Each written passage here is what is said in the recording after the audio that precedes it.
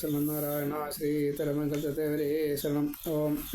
ശ്രീമദ്ഭാഗവത മഹാപുരാണം ദശമസ്കന്ധം 15-ാം അധ്യായം മുതൽ സ്മരിക്കുന്നു. ശ്രീകൃഷ്ണന് 6 വയസ്സായി. അത് അർഭരകം കഴിഞ്ഞു, ശിശു കഴിഞ്ഞു, ബാല്യം. അപ്പോൾ അതിൽ ബാല്യം കൂടി കഴിഞ്ഞപ്പോഴാണ് ഈ കുമാരൻ പൗഗണ്ഡം എന്നുള്ള 2 അവസ്ഥ. പൗഗണ്ഡ വയസ്സാണ് എന്ന് പറയും ഈ 6 വയസ്സ്. അത് കഴിഞ്ഞാൽ പിന്നെ കുമാരനായി. പൗഗണ്ഡൻ എന്ന 6 വയസ്സ് കഴിയുമ്പോഴേക്കും വലിയ പശുക്കളെ നോക്കാനുള്ള അധികാരം കിട്ടും. അങ്ങനെയാണ്. അപ്പോൾ അതിന് തയ്യാറായിട്ട് കൃഷ്ണൻ കൂട്ടുകാരോടൊപ്പം പശുക്കളെയും കൂടി മേയ്ക്കാൻ തുടങ്ങി. അപ്പോൾ ഗോപിമാർ കൃഷ്ണകഥകളിങ്ങനെ പാടി അവരവരുടേതായിട്ടുള്ള പണികളെല്ലാം ചെയ്യും. ഇതൊക്കെ ഒരു സ്ഥിരം ഏർപ്പാടാണ്. അങ്ങനെ വനശോഭ ആസ്വദിച്ച കുട്ടികൾ പൈക്കളെ മേയ്ക്കുക, അതേപോലെ തന്നെ അതിനെ ആസ്വദിക്കുക. 2 കൂട്ടർക്കും സുഖ. വേറെ പ്രത്യേകിച്ച് പണിയൊന്നുമില്ല ഇനി. അങ്ങനെ ഈ ചെറുപ്രായത്തിൽ തന്നെ വലിയ ഉത്തരവാദിത്വവും ജീവിതത്തെ ആസ്വദിക്കലും, ഇത് രണ്ടും വലിയൊരു പാഠമാണ്. കൃഷ്ണൻ മാത്രമല്ല, കുട്ടികളൊക്കെ ഒരേപോലെയാണ്. അപ്പോൾ ആസ്വദിക്കുന്നതിൻ്റെ ആ ഒരു അവർ അനുഭവിക്കുന്നതിനെ ഒന്ന് വിസ്തരിക്കുകയാണ് ഇവിടെ ബാലലീലയായിട്ട്. പൂക്കളുടെ സുഗന്ധം, തേൻ കുടിക്കൽ, പിന്നെ വണ്ടിൻ്റെ മൂളൽ, അത് ഇവർ കുറേശ്ശെ അനുകരിക്കും. പക്ഷിമൃഗാദികളുടെ, സസ്യലതാദികളുടെ എന്തൊക്കെ വിശേഷങ്ങളാണോ ഉള്ളത് അതൊക്കെ ഇവർ ഒപ്പം അതിൽ നിന്ന് എന്താണോ കിട്ടുക അതിനെ ആസ്വദിക്കും. അതേപോലെ ആകാശം, സ്വച്ഛമായിട്ടുള്ള ആകാശം, പിന്നെ ചിലപ്പോൾ മഴയുണ്ടാവും. അങ്ങനെ കാലാവസ്ഥ വ്യത്യാസങ്ങളൊക്കെ അതാത് സമയത്ത് അതിനെ സ്വീകരിച്ചുകൊണ്ട് സരസ്, അതേപോലെ ശരൽക്കാലത്തെ ശുദ്ധജലം, പിന്നെ യമുന നദി, ജലപക്ഷികൾ, അതിൽ 5 തരത്തിൽപ്പെട്ടതായിട്ടുള്ള താമരകൾ, നീല, ചുവപ്പ്, റോസ്, മഞ്ഞ, വെള്ള, ഇങ്ങനെ 5 നിറത്തിലുള്ള താമര ഉണ്ട്. പിന്നെ സൗഗന്ധിക പൂക്കൾ, കുളക്കോഴി തൊട്ടുള്ള ഓരോന്ന്, അരയന്നം, എന്തൊക്കെയാ വെച്ചാൽ അതൊക്കെ. അതേപോലെ ധാരാളം പഴങ്ങൾ, പല തരത്തിൽപ്പെട്ടതായിട്ടുള്ള കുറ്റിച്ചെടികളിലെ, മരങ്ങളിലെ, അങ്ങനെയുള്ള പഴങ്ങൾ ധാരാളം, വള്ളിക്കുടിലുകളുണ്ട്. അപ്പോൾ കൃഷ്ണൻ രാമേട്ടനെ പുകഴ്ത്തിക്കൊണ്ട് പലതും പറയുകയാണ്. വൃക്ഷങ്ങളിങ്ങനെ ധാരാളം കായ്കളുണ്ടാവുകൊണ്ട് ഇങ്ങനെ മരം കൊമ്പുകളിങ്ങനെ നിലത്ത് മുട്ടാറായിട്ട് നിൽക്കുക. ഏട്ടാ നോക്കൂ, ഈ വൃക്ഷങ്ങളുടെ ഒരു ജന്മം. സ്വതവേ വൃക്ഷം തമോ ഗുണാണെങ്കിലും ഇതൊരു പാപജന്മമായിട്ട് ശാപം മൂലം അങ്ങനെയൊക്കെയാണ് അങ്ങനെയൊക്കെ ഒരു ജന്മം കിട്ടുക. പക്ഷേ അത് പരോപകാരം ചെയ്തിട്ട് ആ പാപത്തെ മുഴുവൻ നശിപ്പിക്കുന്നു. അങ്ങയ്ക്ക് വേണ്ടിയിട്ട് തണൽ വിരിച്ച് പഴങ്ങളൊക്കെ അങ്ങയുടെ കാൽക്കൽ ഇതാ സമർപ്പിക്കാൻ വേണ്ടിയിട്ട് കൊമ്പുകൾ താഴ്ത്തി തന്നിരിക്കണു. അങ്ങയുടെ കീർത്തി വണ്ടുകൾ ഇതാ പാടി നടക്കണു. ഈ വണ്ടുകളെ, ചെറിയ പക്ഷികളെ, ഇവരൊക്കെ മുനികൾ വേഷം മാറിയിട്ട് വന്നവരാണ്. അങ്ങും അനന്തഭഗവാനാണല്ലോ, സ്വന്തം വേഷം മാറിയിട്ടാണ് അവിടെ രാമേട്ടനായിട്ട് നടക്കുന്നത്. മുനികളും മറിച്ചു. മയില്, മാന്, ഇവരൊക്കെ അങ്ങയെ സേവിക്കണു. കുയിലിതാ പാട്ട് പാടണു, ഗോപികളിതാ അങ്ങയെ സേവിക്കണു. അങ്ങേപ്പോലെ വളരെ ശ്രേഷ്ഠന്മാരായിട്ട് ആരാളിവിടെ? അതുപോലെ ഗോപികൾ അങ്ങയെ വളരെയധികം ഇഷ്ടപ്പെടുന്നു. സ്വന്തം ഗൃഹത്തിലേക്ക് വരുന്നവരെ സൽക്കരിക്കുന്നതായിട്ടുള്ള ഈ സജ്ജനത്തിൻ്റെ സ്വഭാവം പോലെയാണ് ഈ പക്ഷിമൃഗാദികളും പ്രാണിവർഗങ്ങളും അതേപോലെ വൃക്ഷലതാദികളും അങ്ങയെ സ്വീകരിക്കുന്നത്.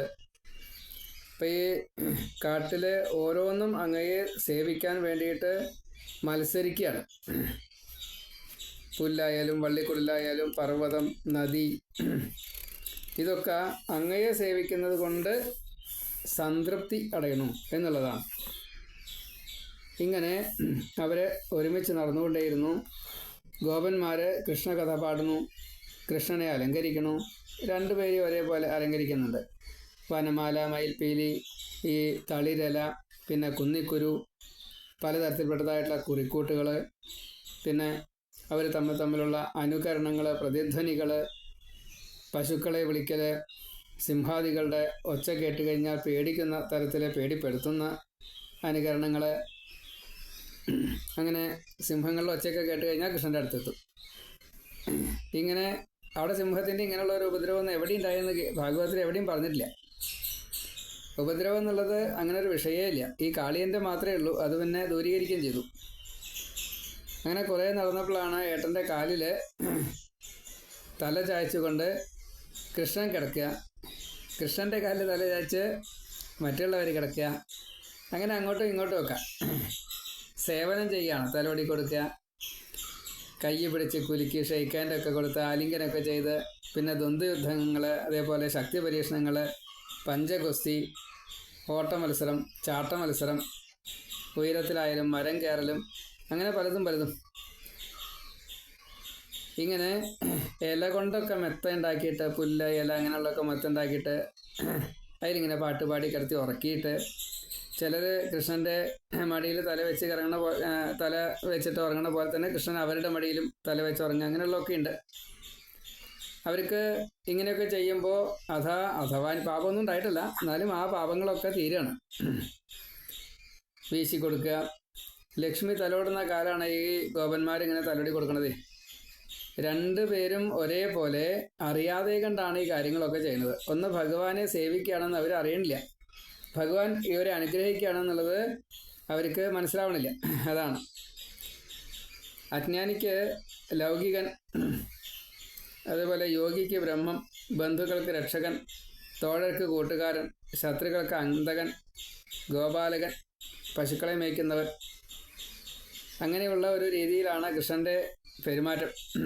കൂട്ടുകാരൊരിക്കലും രാമനോട് പറഞ്ഞു, രാമാന്ന് മാത്രമല്ല കൃഷ്ണ എന്ന് പറഞ്ഞ് വിളിച്ചിട്ടുണ്ട്, അധികം അകലെയല്ലാതെ കരിമ്പനക്കാടുണ്ട്, ഈത്തപ്പന ആവാനാണ് വഴി എന്തേലും അവിടെ ഈത്തപ്പഴം ധാരാളമുണ്ട്, താലവനം എന്നേ പറഞ്ഞിട്ടുള്ളൂ. അപ്പോൾ നല്ല പഴങ്ങളുണ്ട്, നല്ല മണമാണ്. അവിടെ ധേനുകാസുരം എന്ന് പറഞ്ഞിട്ടൊരു അസുഖമുണ്ട്, അത് കാരണം അങ്ങോട്ട് കടക്കാൻ നിവൃത്തിയില്ല. ആ പഴം തിന്നണം എന്ന് ഞങ്ങൾക്ക് ആഗ്രഹമുണ്ട്. അനവധി കുറുക്കന്മാരാണ് അവരുടെ ഈ ധേനുകൻ്റെ സഹായികൾ. അപ്പോൾ അങ്ങോട്ട് കടക്കാൻ വയ്യ. ആ പഴത്തിൻ്റെ മണം, അതിൻ്റെ രുചി ഇങ്ങനെ ആലോചിക്കുമ്പോൾ തന്നെ വായിൽ വെള്ളം വരുന്നുണ്ട്. എന്തെങ്കിലും ചെയ്യാൻ പറ്റുമോ എന്ന് ചോദിക്കുകയാണ്. അപ്പോൾ ബലരാമ വളരെ സന്തോഷത്തോട് കൂടിയിട്ട് അവിടെ ചെന്നു. താലവനത്തിൽ അവിടെ ആരും പോകാറില്ല. അവിടെ ചെന്ന് ഭാഗത്തേക്ക് കടന്നു. പനങ്ങനെ പിടിച്ച് കുലുക്കിയപ്പോഴേ അവിടെ പനമ്പഴം ധാരാളം വീണു കേട്ടോ. അതൊപ്പം ധേനുകനും അതിൻ്റെ മുകളിൽ നിന്ന് ചാടിയെന്നാ. ചാടല്ല, ഈ കുലുക്കം സഹിക്കാൻ വേണ്ട, അതിന് ഇരിക്കാൻ പറ്റുന്നില്ല. അങ്ങനെ താഴത്തേക്കാണ് ചാടി വീണു. ഭൂമി കുലുക്കി കൊണ്ട് ഒരു കഴുത എങ്ങനെ പനയുടെ മുകളിൽ കയറിക്കണം അതൊന്നും ചോദിക്കരുത്. അസുരനല്ലേ, മായാവിദ്യങ്ങൾ പലതുമുണ്ട്. മാത്രമല്ല അനവധി കുറുക്കന്മാരുമുണ്ട്. ഈ കുറുക്കനും കഴുതയും കൂടി എങ്ങനെയാണ് കൂട്ടുകാരായി അതൊന്നും ചോദിക്കരുത്. അപ്പോൾ കഴുത വന്നിട്ട് രാമനെ, കാരണം ഈ മരം കുലുക്കിയില്ലേ, പന കുലുക്കി തൻ്റെ ഇഷ്ടവിഭവം അതെ അതിങ്ങനെ കഴിച്ചുകൊണ്ടിരിക്കുക. അപ്പോഴാണ് അപ്പോൾ ശുണ്ഠി വന്നു, രാമനായിട്ട് ഏറ്റുമുട്ടി. അപ്പോൾ ധേനുകനായിട്ട് അധികം കളിക്കാനൊന്നും നിന്നില്ല. ആ വാലും കാലും ഒക്കെ പിടിച്ച് കൃഷ്ണൻ വത്സാസുരനെ കൊന്നില്ലേ, അതേപോലെ അങ്ങോട്ട് ചുഴറ്റി ഒരു വലിയ പന നോക്കിയിട്ട് അതിൻ്റെ മുകളിലേക്കാണ്ട് എറിഞ്ഞു. ആ പനയമ്പിലങ്ങോട്ട് കൊണ്ടുവന്ന് കൂടിയിട്ട് ആ പന അങ്ങോട്ട് വീണു. പന വീണപ്പോൾ അടുത്ത പന, പിന്നെ അടുത്ത പന. അപ്പോൾ ഓരോ പനയും 2, 3, 4 പനകളെ വീഴ്ത്തിക്കൊണ്ടിരിക്കുക. അത്ര ശക്തിയിലാണ് ഏറ്. അസുരൻ്റെ ആ ഭാരവും ഈ രാമൻ്റെ ഈ ഏറും രണ്ടും കൂടിയിട്ട് അങ്ങോട്ട് നല്ലോണമായി. അപ്പോൾ അനവധി പഴം തിന്നാൻ കിട്ടി. കുറച്ചൊന്നുമല്ല കേട്ടോ, കുറച്ചധികം വട്ടി കണക്കിന്, അല്ലെങ്കിൽ ലോറി കണക്കിന്. അന്ന് ലോറി ഇല്ലാത്തതുകൊണ്ട് കാളവണ്ടി കണക്കിന് എന്തെങ്കിലും ആയിക്കോട്ടെ. അപ്പോഴാണ് കുറേ കുറുക്കന്മാർ ഓടി വന്നത്. അവരെ മുഴുവൻ തച്ചു കൊന്നു. അപ്പോൾ ധാരാളം പുഷ്പവൃഷ്ടികളൊക്കെ അസുരന്മാരാണേ. പുഷ്പവൃഷ്ടി തുറന്നുള്ള കാര്യങ്ങളൊക്കെ ധാരാളമായിട്ട് ദേവന്മാരൊക്കെ ചെയ്തു. പിന്നെ രാമനെ സ്തുതിക്കുക തുടങ്ങിയുള്ള കാര്യങ്ങൾ, എൻ്റെ വേദം ചൊല്ലുക, അങ്ങനെയുള്ള ബ്രാഹ്മണരുടെ കുട്ടികളൊക്കെ കൈകൊട്ടി അങ്ങനല്ലേ. പിന്നെ പഴം കഴിച്ചതിൻ്റെ ആ ഒരു ഉത്സാഹം അത് കൂടുതലായിട്ട് പിന്നെ കുറേ വീട്ടിലേക്ക് കൊണ്ടുപോയി. അങ്ങനെ വൈകിട്ട് ഇങ്ങനെയുള്ള കഥകളൊക്കെ ദിവസം വീട്ടിൽ ചെന്നിട്ട് പറയും. അങ്ങനെ വൈകിട്ട് വരുമ്പോൾ ഈ കുട്ടികളുടെ ഒരു പ്രകൃതി പറയുന്നുണ്ട്. തലമുടിയിലൊക്കെ നിറച്ച് പൊടിമണ്ണ്, മേല് മുഴുവൻ മണ്ണാണ്. ഈ നീല നിറത്തിലുള്ള കൃഷ്ണനും വെളുപ്പ് നിറത്തിലുള്ള രാമനും പൊടി ഒന്ന് തന്നെയാണ് സ്വീകരിക്കണത്. രണ്ടിനെയും തമ്മിലുള്ള ഒരു വ്യത്യാസവും അത് ആസ്വാദനം, നല്ലൊരു ഭംഗി, അതെല്ലാം നല്ലോണം അവിടെ വിസ്തരിച്ചു. ഓടക്കുഴലൊക്കെ വിളിച്ച് പീലി ചാർത്തിയിട്ട് മാല, കൊമ്പ്, പാത്രം, പിന്നെ എന്തൊക്കെയുള്ളതെന്ന് വെച്ചാൽ അലങ്കാരങ്ങൾ കുറേ ഉണ്ട്. കുട്ടികൾ പരസ്പരം ചെയ്യിക്കേ അതൊക്കെ ഉണ്ട്. എത്ര കണ്ടാലും മതിയാവില്ല. എത്ര ഇവരുടെ പാട്ട് എത്ര കേട്ടാലും മതിയാവില്ല. അങ്ങനെയാണ്. ഗോപികൾ ഇവരിങ്ങനെ വരുന്ന കാത്തിരിക്കുകയാണ്, പ്രതീക്ഷിച്ചുകൊണ്ട് കാത്തിരിക്കുക. യാത്രയാക്കാൻ നേരത്തെ വരും. അതേപോലെ പിന്നെ പോയിട്ടാണ് വീട്ടിലെ പണികളൊക്കെ. അതൊക്കെ കഴിഞ്ഞിട്ട് ഇവർ വരുമ്പോൾ അപ്പോഴേക്കും കൂട്ടിക്കൊണ്ടുവരാൻ വേണ്ടിയിട്ട് വീണ്ടും വരും. ഇങ്ങനെയാണ് ഗോപികളുടെ ഒരവസ്ഥ. പകലത്തെ വിരഹം അവർ രാമകൃഷ്ണന്മാരെ കണ്ടാലേ തീരുള്ളൂ. അങ്ങനെയാണ്. അപ്പോൾ കൃഷ്ണൻ ഒരു തവണ ഒന്ന് നോക്കി അതിൻ്റെ സമാധാനമായാലേ നമ്മളൊക്കെ അമ്പലത്തിൽ പോയിട്ടൊന്ന് തൊഴുതു പോരുന്നില്ലേ എന്ന കൂട്ടത്തിലാണ് എല്ലാ ദിവസവും രാവിലെയും വൈകുന്നേരം ഗോപികൾ കൃഷ്ണൻ്റെ അടുത്ത് എത്തും. എന്നിട്ട് കൃഷ്ണനെ യാത്രയാക്കും. വൈകുന്നേരം കൃഷ്ണനെ സ്വീകരിക്കാൻ ചെല്ലും. ഇങ്ങനെയൊക്കെയാണ്. വേണ്ടതൊക്കെ ചെയ്തു കൊടുക്കും. കുറേശ്ശെ ആയിട്ട് ഇങ്ങനെ വളരാൻ തുടങ്ങിയപ്പോൾ ഗോപികൾക്ക് ലജ്ജ വരാൻ തുടങ്ങി. 5-6 വയസ്സായിപ്പോഴേ. അപ്പോൾ ഗോപികൾക്ക് ലജ്ജ വരാൻ തുടങ്ങി എന്നാണ്. ഈ വിരഹം, ലജ്ജ, നാണം, കാമം ഒക്കെ തുടങ്ങി. ജാരബുദ്ധിയ സ്നേഹിക്കാൻ തുടങ്ങി. 6 വയസ്സേ ആയിട്ടുള്ളൂ കേട്ടോ. അപ്പോൾ രോഹിണി യശോദമാർ എത്രത്തോളമാണ് ഇവരെ ആശീർവദിക്കുക എന്ന് ചോദിച്ചാൽ നിശ്ചയില്ല. നല്ലോണം കുളിപ്പിച്ച് നല്ല വസ്ത്രങ്ങളൊക്കെ അണിയിപ്പിച്ച് ധാരാളം ആഭരണങ്ങളൊക്കെ ചാർത്തിയിട്ട് കാല് തലോടി കൊടുക്കുക, അതിസ്വാദുള്ളതായിട്ടുള്ള ആഹാരത്തെ കൊടുക്കുക, കിടത്തി ഉറക്കുക, പാട്ട് പാടിയിട്ടാണ് കിടത്തി ഉറക്കുക, കഥ പറഞ്ഞു കൊടുക്കും. ഇങ്ങനെ കൃഷ്ണവിചാരം മാത്രമായി ആ ഗോകുലത്തിൽ എല്ലാവർക്കും ഒരേപോലെ. ഒരിക്കൽ രാമനില്ലാത്ത ഒരു ദിവസം കൃഷ്ണൻ കാട്ടിലേക്ക് കൂട്ടുകാരൊത്ത് പോയി. അവിടെ ചെന്നപ്പോൾ അങ്ങനെ പശുക്കളെ മേച്ച് കാളിന്തി തീരത്തിലെത്തി. ഈ കാളിന്തി തീരത്തിൽ കാളിയൻ എന്നുള്ള ഒരു വിഷസർപ്പം അവിടെ താമസിക്കുന്നുണ്ട്. അവിടേക്ക് പോകരുത് എന്നതാണ് നിയമം. സാധാരണ പോകാറുമില്ല. പക്ഷേ കൃഷ്ണന് ഇത് നല്ല അവസരമായിട്ട് തോന്നി. കൃഷ്ണൻ അവിടെ എത്തി. എല്ലാവരെയും കൊണ്ടിട്ട് കരുതി കൂട്ടിയിട്ടാണ്. കുറച്ച് ദൂരമുണ്ട്, അധികം ദൂരമുണ്ട്. അവിടേക്ക് എത്തി. അപ്പോഴേക്കും കുട്ടികൾക്ക് ദാഹമായി. കുട്ടികൾക്ക് ഈ കാര്യങ്ങളൊന്നും അറിയില്ല. അപ്പോൾ വെള്ളം കുടിക്കുക എന്നായി. എല്ലാവരും കൂടിയിട്ട് ചോദിച്ചൊന്നുമില്ല, അങ്ങോട്ട് കുടിച്ചു. കുടിച്ചപ്പോഴാണ് സംഗതി മനസ്സിലായി. എല്ലാവരും ബോധം കെട്ട് മോഹനസ്യപ്പെട്ട് വീണു. ചിലർ മരിച്ചുപോയി. എങ്ങനെയാണ്, എന്തായാലും പോട്ടെ. കൃഷ്ണൻ എല്ലാവരെയും ഓരോ നോട്ടം കൊണ്ട് ജീവിപ്പിച്ചപ്പോൾ അവർക്ക് രണ്ടാമതൊരു ജീവൻ കിട്ടിയതാണ്.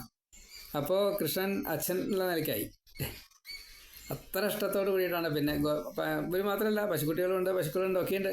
അപ്പോൾ അവരൊക്കെ നല്ലോണം കൃഷ്ണനെ വല്ലാത്തൊരു സ്നേഹത്തോട് കൂടിയിട്ടാണ് പിന്നെ നോക്കിയതേ. അങ്ങനെ ഉറക്കെ കൊണ്ടുവന്ന് എഴുന്നേറ്റ് പോലെ കൃഷ്ണനോട് പ്രത്യേകം വാത്സല്യമൊക്കെ കാണിച്ചുകൊണ്ട് പൈക്കളും പൈക്കുട്ടികളും മറ്റേ ഈ ഗോപബാലന്മാരും എല്ലാവരും കൂടിയിട്ട് അവിടെ എത്തി.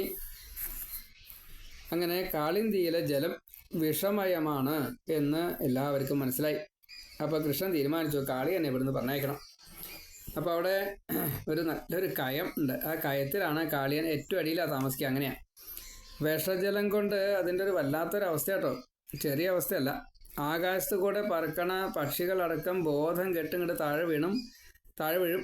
അതിനെ പിടിച്ച് തിന്നും കാളിയൻ. അങ്ങനെയാണ് പതിവ്. അപ്പോൾ ഈ സരസിൻ്റെ തൊട്ടടുത്ത് ഒരു കടമ്പ് മരമുണ്ട്, കടമ്പ് വൃക്ഷം. അതിൽ ഒരു കൊമ്പ് ഇങ്ങനെ ഉണങ്ങാതെ നിൽക്കുന്നുണ്ട്. ബാക്കിയുള്ള കൊമ്പൊക്കെ ഉണങ്ങിയിട്ടാണ് നിൽക്കണത്. ഉള്ളിലൊരു പച്ചപ്പുണ്ട് തോന്നുന്നുണ്ട്. ഈ കാളിയൻ്റെ വിഷം കാരണം അതേ. അവിടെ ആ ഒരു കൊമ്പിന് മാത്രം ഇത് വരാത്ത എന്താ കാരണം വെച്ചാൽ കദ്രുവിൻ്റെ ഈ ദാസ്യവൃത്തി ഉണ്ടായിരുന്നു വിനതയ്ക്ക്, ഗരുഡൻ്റെ അമ്മയ്ക്ക്. അത് തീർക്കാൻ വേണ്ടിയിട്ട് അമൃത് വേണം വന്നപ്പോൾ അമൃത് ദേവലോകത്ത് നിന്ന് കൊണ്ടുവരുന്ന വഴിക്ക് ഈ കടമ്പ് വൃക്ഷത്തിൻ്റെ അവിടെ വന്നപ്പോൾ ഒന്ന് ഇരുന്നു അതിൻ്റെ മുകളിൽ.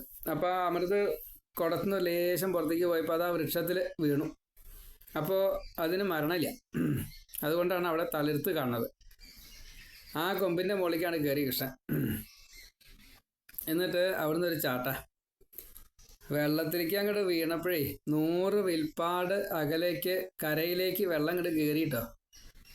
ആകെ ചെറിയ ഉണ്ണിയാണ്, 7 വയസ്സായിട്ടുള്ളൂ. ആ ഉണ്ണി ചാടിയപ്പോഴാണ് ഇത്രയും കൂടുതൽ വെള്ളം ഒന്നിച്ചിട്ട് കയറിയത്. അപ്പോൾ ഇതെന്താ ഇങ്ങനെയൊക്കെ ഒരു ബ്രഹ്മാണ്ടം ഇങ്ങോട്ട് വീണോ എന്ന് തോന്നി കാളിയന്. അതോട് കൂടിയിട്ട് കാളിയൻ അവിടുന്ന് നീന്തി പുറമേക്ക് വന്നു. പുറമേക്ക് വന്നപ്പോൾ ഈ ഉണ്ണി ഇങ്ങനെ നീന്തി കളിക്കണ്ട കേട്ടോ. ചെറിയൊരു ഉണ്ണി ഇങ്ങനെ നീന്തി കളിക്കുന്നുണ്ട്. തൻ്റെ ഈ വിഷവീര്യം പറ്റാതെ കണ്ട ഒരു മനുഷ്യൻ ഇങ്ങനെ കിടന്ന് ഓടി കളിക്കേ, നീന്തി കളിക്കേ. അപ്പോൾ വേഗം ചെന്നു അടുത്തേക്ക്. ചെന്നു എന്ന് മാത്രമല്ല 1000 പണം ഉണ്ട് കാളിയനെ. അപ്പോൾ കൊടുത്തു ഒരു കൊത്ത്. പാമ്പ് കടിക്കുക അങ്ങനെയാണല്ലോ. കൊത്തിയപ്പോൾ ആ പടത്തിലെ പല്ല് മുഴുവൻ പോയി. അപ്പോൾ അടുത്ത പടം കൊണ്ട് കൊത്തി. അങ്ങനെ 2-3 കൊത്തലൊക്കെ എന്തായാലും ചെയ്തു. അപ്പോൾ പല്ല് മുഴുവൻ പോയി. ഇതിങ്ങനെ കിട്ടാൻ പറ്റില്ലല്ലോ, ഇതെന്താ ഇരുമ്പാ? മനുഷ്യനല്ലേ, കൃത്രിമം അല്ല ഈ അങ്ങനെ വല്ല റോബോട്ട് ജാതി. ഏതായാലും കുറച്ചൊരു അത്ഭുതം തോന്നി.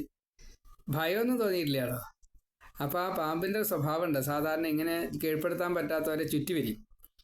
അങ്ങനെ കൃഷ്ണനെ അങ്ങോട്ട് ചുറ്റി വരിഞ്ഞു. പിന്നെന്താ പതിവ് വെച്ചാൽ നേരെ കയത്തിരിക്കാണ്ട് താഴത്തേക്ക് പോകും. എന്നിട്ട് അവിടെ ചെന്ന് കഴിഞ്ഞാൽ പിന്നെ വെള്ളത്തിൽ പത്ത് കഴിഞ്ഞാൽ അപ്പോൾ വേഗം മരിക്കുമല്ലോ, പിന്നെ എളുപ്പമായി വിഴുങ്ങാൻ, ഇത്രയേ വേണ്ടൂ. അപ്പോൾ ആ രീതിയിൽ താഴത്തേക്കാണ് കൊണ്ടുപോയി. താഴത്തേക്ക് കൊണ്ടുപോയപ്പോൾ വിഷം ഇങ്ങനെ പോകുന്നുണ്ട് കേട്ടോ. കാരണം ഇവർക്ക് അങ്ങനെയാണ്, കിട്ടിയ ജീവിയെ കൊല്ലാൻ വേണ്ടിയിട്ടുള്ള ഒരു രസമാണ് ഈ വിഷം. അപ്പോൾ ആ വിഷം പാമ്പിനെ ബാധിക്കില്ല, പക്ഷെ ഇവരെ ബാധിക്കും. നമ്മുടെ ഉമിനീര് പോലെ, അത്രയേ ഉള്ളൂ, അത്ര നിസ്സാരമാണ്. ഏതായാലും കൃഷ്ണനെ പലതവണ കടിച്ചിട്ടും കടിച്ചു വെച്ചാൽ പല്ലി പോയി, അത്രയേ ഉള്ളൂ. അപ്പോഴേക്കും ഇവിടെ ഗോകുലത്തിലാകെ ദുർനിമിത്തങ്ങൾ കണ്ടു. എല്ലാവരും കൂടിയിട്ട് വല്ലാത്തൊരു പരിഭ്രമം. രാമനെ കൂടാണ്ടാണല്ലോ കൃഷ്ണൻ പോയിന്നത്, എന്തെങ്കിലും ആപത്തുണ്ടാവുമോ എന്ന് യശോദയ്ക്ക് തോന്നി. രോഹിണിയുമായിട്ട് ചർച്ച ചെയ്തു. അപ്പോഴേക്കും രാമൻ വന്നു, പേടിക്കൊന്നും വേണ്ട എന്നായി. പക്ഷെ അവിടൊന്നും കാര്യമുണ്ടായില്ല. കാരണം എല്ലാവരും കൂടി ബോധം കെട്ട് വേണം വട്ട. ദുർനിമിത്തം അത്ര മോശം, മരണലക്ഷണങ്ങളാണ് കാണുന്നത്. ഇവനെന്താ ചെയ്യുക? അപ്പോൾ എല്ലാവരും കൂടിയിട്ട് കരഞ്ഞു. പിന്നെ കൂട്ടായി ഓടി. ബലരാമൻ അപ്പോൾ ചിരിക്കേണ്ടായത് കേട്ടോ. ബലരാമന് ചെറിയാണ്, ബാക്കിയുള്ളവർക്കൊക്കെ കരച്ചിലാണ്. സാറില്ലേ, കുട്ടിയല്ലേ എന്ന് വിചാരിച്ച് അവരെ കാര്യമാക്കിയതുമില്ല. എല്ലാവരും കൂടിയിട്ട് എത്തി കാളിന്തി തീരത്ത്. നോക്കുമ്പോൾ കൃഷ്ണൻ്റെ ഒരു ഇത്തിരി കണ്ടു, തലയുടെ ഭാഗം, പീലിയൊക്കെ കണ്ടു. അത് കഴിഞ്ഞ് അങ്ങോട്ട് താഴത്തേക്ക് പോകുന്നുണ്ട്. അപ്പം നോക്കുമ്പോഴാണ് കാളിയൻ്റെ വലിയ പാമ്പിനെ കണ്ടതേ. കാളിയൻ്റെ ശരീരം വലിയ ശരീരമാണ്. അപ്പോൾ കാളിയൻ്റെ ശരീരം കണ്ടു കഴിഞ്ഞപ്പോൾ ആകെ പേടിയായി. കൃഷ്ണൻ താഴത്തേക്ക് പോയി. അയ്യോ എന്നായി. യശോദ ബോധം കെട്ട് വീണു. ഗോപിമാർ കുറേ ആൾക്കാർ ബോധം കെട്ട് വീണു. ഇനി എന്താ ചെയ്യുക? ഗോപന്മാർക്കും ആർക്കും ഒന്നും കാര്യം മനസ്സിലായില്ല. അപ്പോഴേക്കും രാമൻ അവിടെ എത്തി. യശോദ വീണ്ടും ബോധം വന്നിട്ട് നീട്ട് നോക്കിയപ്പോൾ ഉണ്ണിയെ കാണാനില്ല. ഉണ്ണി മരിച്ചിറക്കണോ, ഞാനും മരിക്കുകയാണ്. വേഗം ഇറങ്ങി കാളീന്തിയിലേക്ക്. ഞാൻ മരിക്കേ എന്നൊക്കെ പറഞ്ഞ് കുറേ ഭ്രാന്ത് പോലെയൊക്കെ പറഞ്ഞു. കാരണം ഉണ്ണി മരിച്ചാൽ പിന്നെ അമ്മയ്ക്ക് എന്താ ജീവിതമുള്ളത്. അപ്പോൾ നേരെ അങ്ങോട്ട് കയത്തിലേക്ക് അങ്ങോട്ട് ഇറങ്ങി. അപ്പോൾ രാമൻ പിടിച്ചു, മുകളിലേക്ക് കയറ്റി.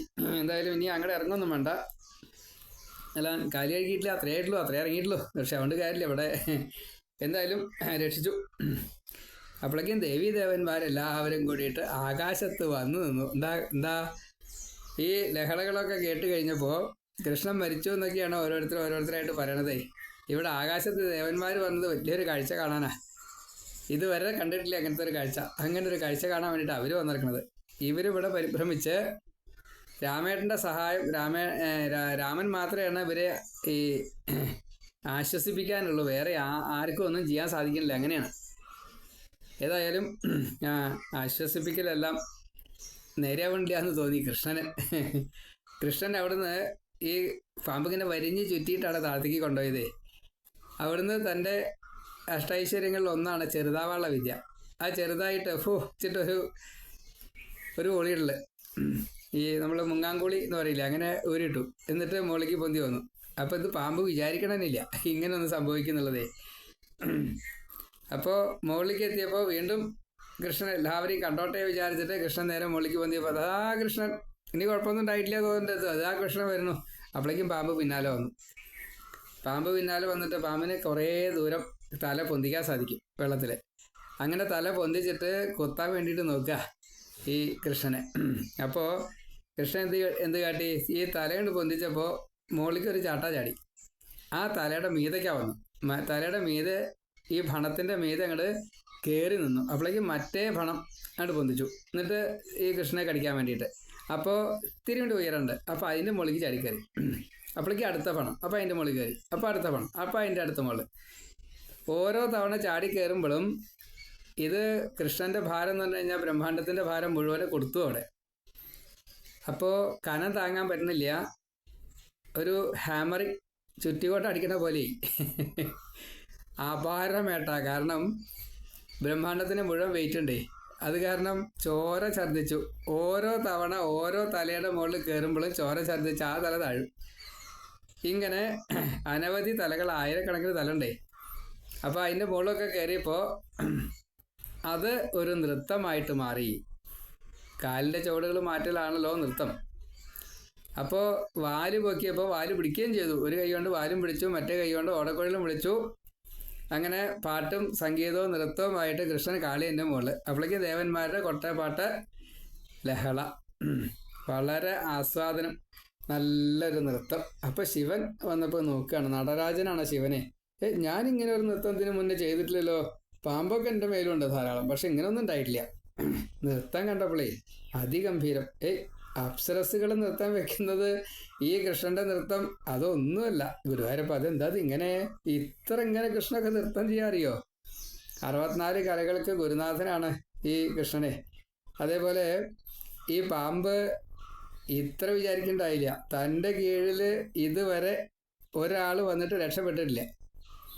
എന്നിട്ട് ഈ ചെറിയ ഉണ്ണി തന്നെ ഇങ്ങനെ കീഴ്പ്പെടുത്തേ.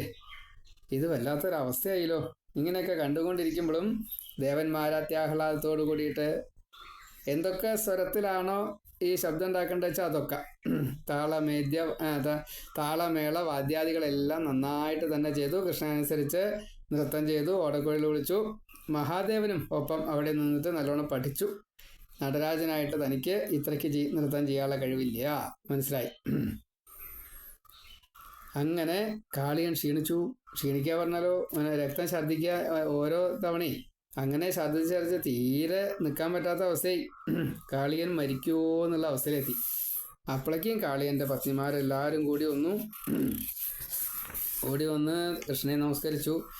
ഞങ്ങളുടെ ഭർത്താവ് ചെയ്തത് വലിയ തെറ്റാണ്. അങ്ങിപ്പോൾ ശിക്ഷിക്കുന്നത് വളരെ ന്യായം തന്നെയാണ്. പക്ഷേ എങ്കിലും ഞങ്ങളുടെ ഭർത്താവിനെ ഞങ്ങൾക്ക് തിരിച്ചു തരണേ, ഞങ്ങളുടെ ഭർത്താവിൻ്റെ ജീവനെ കളയരുതേ, രക്ഷിക്കണേ എന്നെല്ലാം പ്രാർത്ഥിച്ചു. പിന്നെ നല്ലൊരു സ്തുതിയും സുരിച്ചു. അനവധി ഉപഹാരങ്ങൾ, രത്നങ്ങൾ ധാരാളം ഉണ്ട് അവിടെ. അതൊക്കെ കുറെ കാഴ്ച സമർപ്പിച്ചു. അതൊക്കെ ഭഗവാൻ സ്വീകരിച്ചു. അത് കഴിഞ്ഞ് കാളിയനോട് പറഞ്ഞു, കാളിയനെ കൊല്ലുന്നില്ല എന്ന് പറഞ്ഞു. എന്നിട്ട് കാളിയനോട് പറഞ്ഞു, കാളിയാ, നീ ഇപ്പോൾ ചെയ്യുന്നതൊക്കെ തെറ്റാ. ഇത് ശുദ്ധജലല്ലേ, ഇതെല്ലാവർക്കും കുടിക്കാനുള്ളതല്ലേ, നീ ഇങ്ങനെ അത് കേടുവരുത്തിയാൽ എന്താ ചെയ്യുക? അപ്പോൾ കാളിയൻ പറയുകയാണ് സ്തുതിച്ചും കൊണ്ടേ, അങ്ങ് എനിക്ക് തന്നത് ഞാൻ അങ്ങേക്ക് തന്നു, അത്രയേ ഉള്ളൂ. വിഷം ഉണ്ടായതുകൊണ്ട് വിഷം തന്നു. അങ്ങേ കടിച്ചു, പക്ഷെ അങ്ങേക്കൊന്നും പറ്റിയില്ല. അത് എൻ്റെ കുഴപ്പമില്ല എന്നുള്ള മട്ട. ഏതായാലും അപ്പോൾ കാളിയൻ്റെ സ്തുതി അത് അത്ര സാരില്ല. കൃഷ്ണൻ പറഞ്ഞു, രമണകദ്വീപത്തിലല്ലേ കാളിയ നിന്നോട് താമസിക്കാൻ പറഞ്ഞത്. അപ്പോൾ അവിടെ താർഷ്യം വരും, മറ്റേ ഗരുഡൻ വരും, എന്നെ തിന്നും, അതുകൊണ്ട് അങ്ങോട്ട് പോകുന്നത്. ഇവിടെ സൗഭരി മഹർഷിയുടെ ഒരു ശാപമുണ്ട്, കാളിയന് ഇങ്ങോട്ട് വരാൻ മറ്റേ താർഷ്യന് ഇങ്ങോട്ട് വരാൻ പറ്റില്ല, ഗരുഡൻ ഇങ്ങോട്ട് വരാൻ പറ്റില്ല. അതുകൊണ്ടാണ് ഗരുഡപ്പേടി തീർത്ത് തരണം എന്ന് പറഞ്ഞു. ഗരുഡപ്പേടി തീർന്നു. കാരണം എൻ്റെ തൃപ്പാദം പറിഞ്ഞ നിൻ്റെ തല കണ്ടു കഴിഞ്ഞാൽ എൻ്റെ പാദത്തെ നമസ്കരിക്കുകയല്ലേ ചെയ്യാം, എന്നെ ഉപദ്രവിക്കുകയാണോ ചെയ്യുക ഗരുഡൻ. അപ്പോൾ അതുകൊണ്ട് പേടിക്കണ്ട, പോയിക്കോളൂ. രമണകദ്വീപിൽ സുഖമായിട്ട് പത്നിമാരും കുട്ടികളും ഒക്കെ കൂടിയിട്ട് അവിടെ താമസിച്ചോളൂ. അവിടെ നിങ്ങളുടെ രാജ്യമാണല്ലോ, അവിടേക്ക് ആരും വരില്ല, നിന്നെ ഇനി ഗരുഡ ഉപദ്രവിക്കില്ല കേട്ടോ എന്നെല്ലാം പറഞ്ഞ് അനുഗ്രഹിച്ചു. അങ്ങനെ കാളിയമർദ്ദനം എന്ന ലീല എല്ലാവരും കൂടിയിട്ട് അന്ന് അവിടെ കൂടി. അപ്പോഴേക്കും രാത്രിയായി, പിന്നെ വഴി കാണാനില്ല. അപ്പോൾ അവിടെ കൂടേണ്ടി വന്നു. ഇനിയിപ്പോൾ എന്താ വേണ്ടത്? അപ്പോഴാണ് അവിടെ ഈ ഒരു കാട്ടുതീ, ആ കാട്ടുതീയെ കൃഷ്ണ രക്ഷിക്കണേ എന്ന് പറഞ്ഞു. കാട്ടുതീയെ കണ്ടപ്പോൾ എല്ലാവരും പേടിച്ചിട്ടേ എല്ലാവരും കണ്ണടയ്ക്കൻ എന്ന് പറഞ്ഞു. അപ്പോൾ എല്ലാവരും കണ്ണടച്ചു. കണ്ണടച്ച് കഴിഞ്ഞപ്പോൾ കൃഷ്ണൻ ആ കാട്ടുതീ അങ്ങോട്ട് കുടിച്ചു, പാനം ചെയ്തു, അല്ലെങ്കിൽ വിഴുങ്ങി. എല്ലാവരും കണ്ണുറന്നോളി. അപ്പോൾ കാട്ടുതീയും കാണാനില്ലേ, യാതൊന്നും കാണാനില്ല. അങ്ങനെ ആ കാളിയമർദ്ദനത്തിൻ്റെ കഥ കഴിഞ്ഞു. അതിന് ശേഷം ഒരു വേനൽക്കാലം. വൃന്ദാവനത്തിൽ സാധാരണഗതിയിൽ എല്ലാ ഋതുക്കളിലെയും പൂക്കളുണ്ടാവും, കായ്കളുണ്ടാവും. ഋതുക്കളൊക്കെ സദാസമയത്തും വളരെ നന്നായിട്ടാണ്, അല്ലെങ്കിൽ വിഷമങ്ങൾ ഉണ്ടാവില്ല, വേണ്ടതൊക്കെ തരുകയും ചെയ്യും. അങ്ങനെയാണ്. അധികമാവില്ല, പാകത്തിന് ഇങ്ങനെ ഉണ്ടാവും എന്നർത്ഥം. മഴ കടുത്ത വേനലാച്ചാൽ അപ്പം മഴ പെയ്യും. അപ്പോൾ ആ വേനലിൻ്റെ രൂക്ഷത പോയി. സൂര്യൻ അതുപോലെ തന്നെ അത്ര ചൂടുണ്ടാവില്ല. പിന്നെ എങ്ങനെയൊക്കെയാ ചില കൃഷ്ണൻ ഇങ്ങനെ കളിച്ചുകൊണ്ടിരിക്കുക, അല്ലെങ്കിൽ കന്നിനെ മേയ്ക്കുമ്പോൾ ഒക്കെ മീതെ മേഘങ്ങൾ കുട പോലെ പിടിക്കും. അപ്പോൾ സൂര്യൻ്റെ പ്രശ്നമില്ല. അതേപോലെ മഴയാണെച്ചാലോ ഗുഹകളിലൊക്കെ കയറി നിൽക്കും. പിന്നെ ആഹാരത്തിന് മുട്ടില്ല. ഇഷ്ടംപോലെ മരങ്ങൾ കായും കാര്യങ്ങളൊക്കെ കൊടുക്കും, പഴം എന്തൊക്കെയാ കൊടുക്കും. അതേപോലെ നല്ല വെള്ളം, പിന്നെ പാട്ട് നൃത്തം കാര്യങ്ങളൊക്കെ മയില് കുയിലൊക്കെ ചെയ്യും. അപ്പം അതിനൊക്കെ പിന്നാലെ. അതേപോലെ ഇവർ തമ്മിലുള്ള കളികളിൽ യുദ്ധമായാലും വേണ്ടില്ല, മിമിക്രി ആയാലും വേണ്ടില്ല, മൊണാക്ട് ആയാലും വേണ്ടില്ല, ഓടക്കുഴലായാലും വേണ്ടില്ല, തൊട്ട് കളിക്കുക തുടങ്ങിയ സകലതും ഉണ്ട്. കണ്ണ് കെട്ടിക്കളി, ഒളിച്ച് കളി, ഊഞ്ഞാലാട്ടം, പന്ത് കളി, മരത്തിൽ കയറൽ, വെള്ളത്തിൽ കളി, പലതും ഉണ്ട്. അപ്പം അങ്ങനെ ഇരിക്കുമ്പോഴാണ് ഈ കളികളൊക്കെ കണ്ടപ്പോൾ വേറൊരു കംസന്റെ ഭൃത്യൻ, എന്നാൽ ഈ കളികൾക്ക് ഞാനും കൂടാം എന്നിട്ട് കൃഷ്ണനെ കൊല്ലാം എന്ന് കണക്കാക്കി. പ്രലംബൻ എന്നുള്ള അസുരന്റെ പ്രത്യേകത ഭയങ്കര ഉയര. ഈ ഗോപബാലന്റെ വേഷം കെട്ടിയിട്ട് കൂട്ടത്തിൽ ചേർന്നു. അപ്പം കൃഷ്ണൻ മനസ്സിലാക്കി, ഇയാളെ ഇങ്ങനെ വിട്ടാൻ പറ്റില്ല. അപ്പം കൃഷ്ണൻ രാമനോട് പറഞ്ഞു, ഏട്ടാ നമുക്കിന്നൊരു പുതിയ കളി കളിക്കല്ലേ? എന്താ വേണ്ടത്? നമ്മൾ തമ്മിൽ ഒരു ദ്വന്ദ്വയുദ്ധത്തിൽ തോൽക്കണ ആള് ഈ ജയിച്ചയാളെ ഏറ്റിയിട്ട് ഈ ഭാണ്ഡീരക വൃക്ഷം എന്ന് പറഞ്ഞിട്ടൊരു വൃക്ഷം ഉണ്ട്, അവിടം വരെ ഏറ്റി കൊണ്ടുപോകണം. അതാണ് അതിൻ്റെ രീതി എന്ന് പറഞ്ഞു. അപ്പോൾ എല്ലാവർക്കും സമ്മതമല്ലേ? എല്ലാവർക്കും സമ്മതമാണ്. അപ്പോൾ പ്രലംബൻ ഈ കൃഷ്ണൻ്റെ കൂട്ടത്തിൽ കയറി. എന്നിട്ട് രാമനോട് യുദ്ധം. സുദാമാവുണ്ട്, ശ്രീദാമാവ്, സുദാമാവ്, അഷ്ടഗോപന്മാർ, അവരൊക്കെ രാമൻ്റെ പക്ഷത്ത് ചേർന്നു. അപ്പോൾ കൃഷ്ണൻ ഈ സുദാമാവിനോട് യുദ്ധം ചെയ്തു. സുദാമാവിനോട് കൃഷ്ണൻ തോറ്റു. അതിൻ്റെ പറയണ്ടു. അപ്പോൾ കൃഷ്ണനെ ഈ സുദാമാവിനെ ഏറ്റേണ്ടി വന്നു. അങ്ങനെ ഏറ്റിയിട്ട് ഭാണ്ഡീര വൃക്ഷം വരെ. അത് സുദാമാവിനൊരു മോഹം ഉണ്ടായിരുന്നു, എന്നെ കൃഷ്ണൻ ഒന്ന് ഏറ്റു. കൃഷ്ണൻ അങ്കടേറ്റാറുണ്ട്, കൃഷ്ണനെ അങ്കടേറ്റാറുണ്ട്, അതത്ര സാരില്ല. പക്ഷേ എന്നെ കൃഷ്ണൻ ഒന്ന് ഏറ്റിക്കാണണം എന്നൊരു മോഹമുണ്ട്. അപ്പം ഈ കാര്യം അതോടെ സാധിച്ചു കൊടുത്തു തോറ്റിട്ട്. അപ്പോഴാണ് പ്രലംബൻ മറ്റേ ഈ രാമനായിട്ട് യുദ്ധം ചെയ്യണത്. അപ്പം രാമൻ ജയിച്ചു, പ്രലംബൻ തോറ്റു. അപ്പം പ്രലംബൻ ഈ രാമനെ ഏറ്റിയിട്ട് ഭാണ്ഡീരക വർഷം വരെ സുഖമായിട്ട് പോയി. അവിടെ ചെന്നപ്പോൾ ഇറക്കിയില്ല. അവിടുന്ന് അങ്ങനെ കുതിച്ചോടുകയാണ്. കുറച്ചാട് പോയപ്പോൾ മറ്റേ രാമൻ എന്താ അങ്ങനെ പോണത് എന്ന്. അപ്പോഴേക്കും ഈ പ്രലംബൻ രാക്ഷസനായിട്ടാണ് മാറി, അസുരനായിട്ട് മാറി. അതോട് കൂടിയിട്ട് പനയുടെ ഉയരാണ്. എത്ര പനയുടെ ഉയരാ വെച്ചാൽ ശരിയ. അവിടെ നിന്ന് കൃഷ്ണനെ നോക്കി വരാമൻ. സംശയിക്കുന്നു വേണ്ട, ഇപ്പം തന്നെ ആവാം, വധം ഇപ്പം തന്നെ ആവാന്നാ പറഞ്ഞതേ. അത് കൃഷ്ണൻ പറഞ്ഞത് മനസ്സിലായി, കണ്ണോട് കാണിച്ചേ ഉള്ളൂ. അപ്പോൾ രാമൻ കഴുത്തിൻ്റെ മുകളിലായിരിക്കണതേ. അപ്പോൾ തല ഇങ്ങനെ തലയിലാണ് പിടിച്ചേർക്കണത്. രാമൻ്റെ കയ്യിൻ്റെ ബലം എത്രയാണെന്ന് ചോദിച്ചാൽ നിശ്ചയില്ല. അല്ലെങ്കിൽ തന്നെ പേര് ബലം എന്നാണ്. ബലഭദ്രൻ ഏതായാലും കൊടുത്തു തലയ്ക്ക് നെറുന്തല നോക്കിയിട്ട്. അതായത് ഈ ബ്രഹ്മരന്ധ്രം ഉണ്ടല്ലോ, അവിടേക്ക് നോക്കിയിട്ട് കൊടുത്തു ഒരു കിഴുക്ക്. തന്നെ തുളഞ്ഞില്ല അച്ഛാ, ഞാൻ തുളച്ച് തന്നിരിക്കണോ, പോയിക്കോട്ടെ ജീവൻ വൈകുണ്ഠത്തിലേക്ക്. നല്ല പെട്ടയാ കൊടുത്തത്, നല്ലൊരു കിഴുക്ക്. അതോട് കൂടിയിട്ട് ബ്രഹ്മരന്ധ്രം തുളഞ്ഞു. നേരെ ആ ജീവൻ വൈകുണ്ഠത്തിലേക്ക് എത്തി. ഇങ്ങനെ അന്നും അതേപോലെ തന്നെ കുറച്ച് കഴിഞ്ഞപ്പോൾ ഈ ഭാണ്ഡീരക വൃക്ഷമുണ്ട്. അതേപോലെ തന്നെ പുല്ലുകൾ ധാരാളം വന്ന് നിൽക്കുന്ന ഒരു മുഞ്ചാടവി ഉണ്ട് അവിടെ. ആ മുഞ്ചാടവിയിൽ നിറച്ച് പുല്ലാണ്. അതിങ്ങനെ ധാരാളം കണ്ടപ്പോൾ പശുക്കൾക്ക് അത് തിന്നണം എന്നൊരു മോഹം. ഒരു അക്കരപ്പച്ച അത്രയേ ഉള്ളൂ. ഇവിടെ പുല്ലിലായിട്ടല്ല കേട്ടോ. എന്നാലും അവിടേക്ക് ചെന്നപ്പോഴാണ് ഈ മറ്റേ കൃഷ്ണനെ വിട്ടു.